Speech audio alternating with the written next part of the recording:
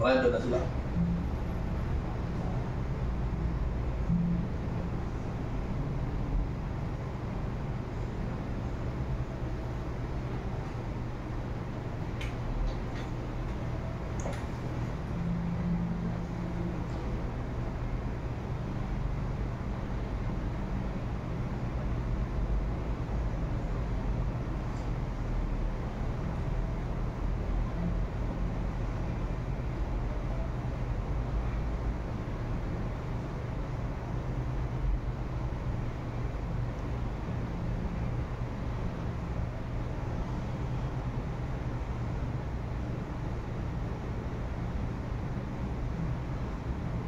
Okay.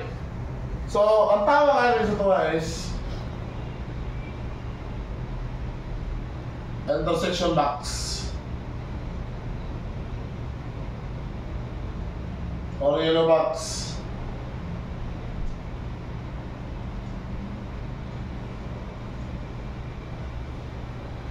This is pavement markings. May broken yellow, may broken white, may solid yellow, may double solid, single solid. Pila ka na speed limit sa when you approach to an intersection? Ha? 20. 20, okay, 20. 20. O saan ka rolling? Ano yung rolling? Before intersection dapat? Signal. 60 meters before the intersection, ano gagawin? 60 meters, slow down. 60.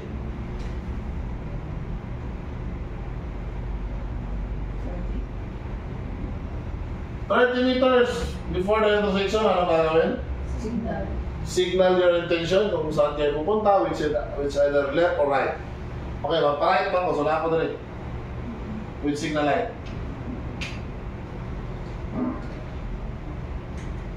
Good.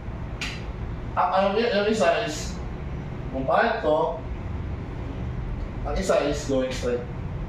Okay. Si going straight ngayon, dito pa lang, layo na lang pa sa 30 meters. Nag-yellow ang, wala sa 20 meters. Doon lang ka sa stop line. Biglang nag-yellow ang traffic light. Anong gagawin mo sa driver? Malapit ka na sa stop line at saka sa pedestrian lane. Anong gagawin mo kung biglang nag-yellow?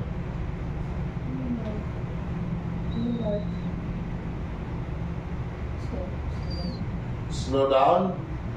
Okay, very good.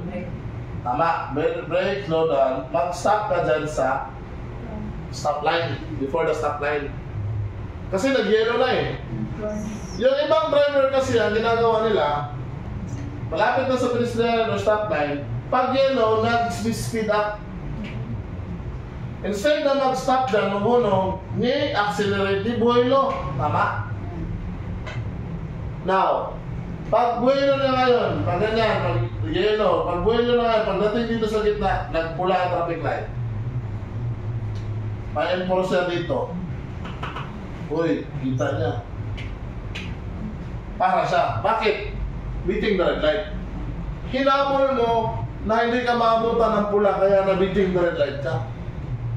Kasi kapag yellow na at nandito ka, before the stop line, you supposedly stop. You must stop before the stop line.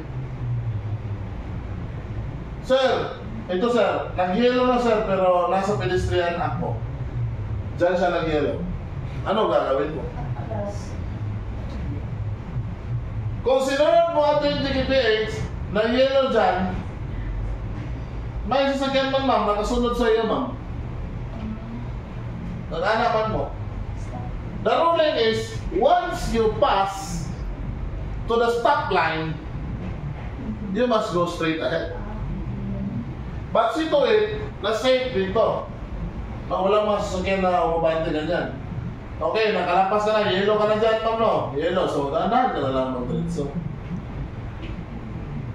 Kung ganito ang sitwasyon, kasi hindi mo naman ma-anticipate na mag-yellow siya, kasi nandiyan ka na eh.